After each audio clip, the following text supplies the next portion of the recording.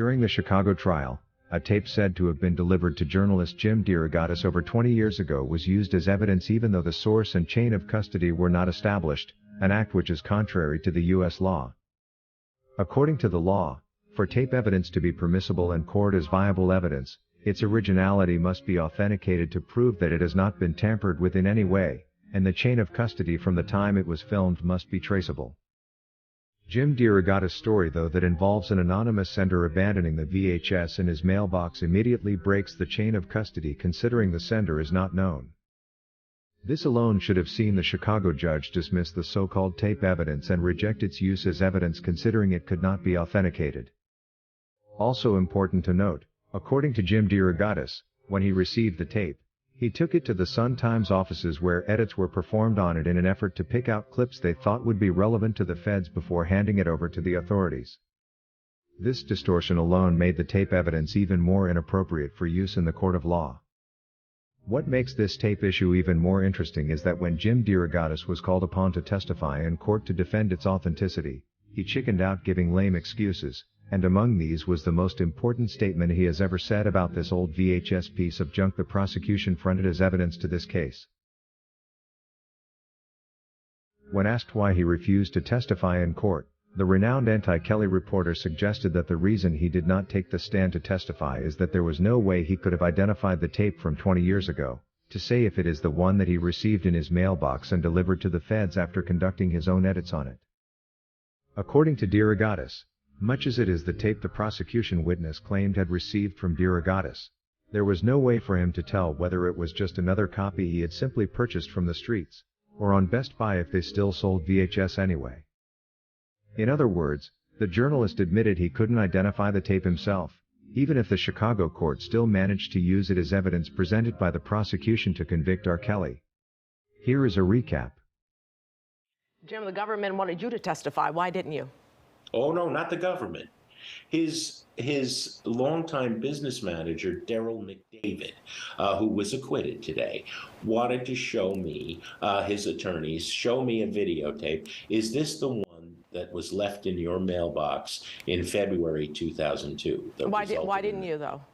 Because it was an unmarked tape. I've written that 100 times, and I've written in my book, Solace. How was I going to know if that was the tape I gave to Detective Dan Everett, who testified he got the tape from the Sun-Times?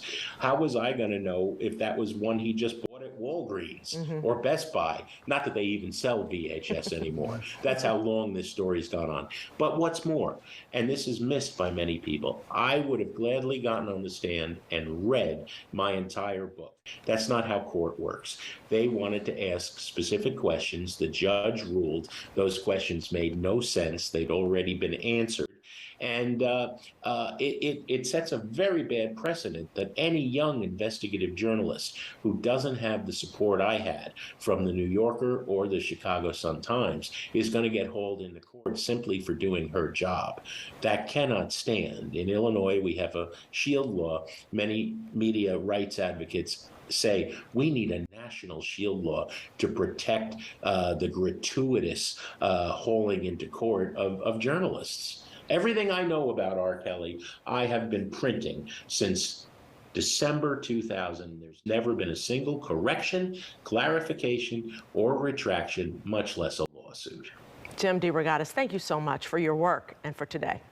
Well, it's all due to those women who trusted me to tell their stories. It's still difficult to understand why the court would accept and use such non-verifiable evidence, which even the journalist himself cannot defend as authentic under oath for fear that it may not be the actual video he handed to the feds 20 years ago. And even if he had taken the stand and lied to the court like every other accuser did, it would still not suffice considering he will never know the actual source that delivered the tape into his mailbox without leaving any traces behind. It is so sad to see how differently the U.S. justice system has treated this case against R. Kelly from many other cases we have seen before, allowing an unverified and non-verifiable evidence from the government as admissible, even if the person who delivered it cannot stand by it. Meanwhile, more tapes brought in by now convicted fraudster Michael Avenatti were used during the New York trial, but also remain non-verifiable and therefore non-authentic. Inadmissible as these tapes were, The U.S. courts still use them in total disregard of what the law says, acting with impunity is always likely due to the prejudice they already had for the R&B king. The fact that the first known bearer of the Chicago tape, Jim Derogatis, confessed there was no way he could have verified it as authentic is the highlight of the entire tape story. This makes any R. Kelly critic think again and say, perhaps he knows there was no real tape after all. While journalists have freedom to operate freely, it does not necessarily give them the mandate to publish and tell lies. If Jim cannot say who delivered the tape into his mailbox, that alone should disqualify the so-called video evidence, and charges based on this should be dropped. R. Kelly was only found guilty for having consensual relations with adult women, which is not a crime. All were 18 and over except the one who claims was 17 but lied to him was 18. I don't think it's his fault when both parent and child lie to him about the woman's age. Who wouldn't believe this when the parents say so? I bet even the judge would.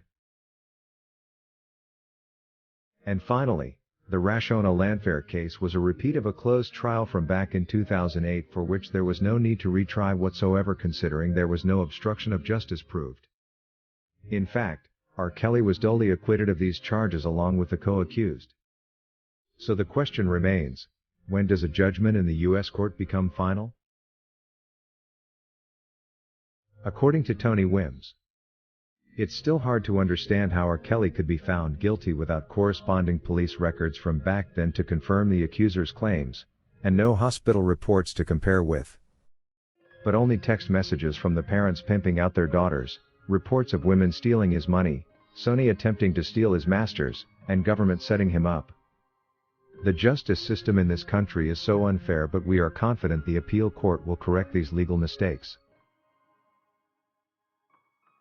Thank you for watching LFN News, a production of LFN Media, giving you another view of issues at hand.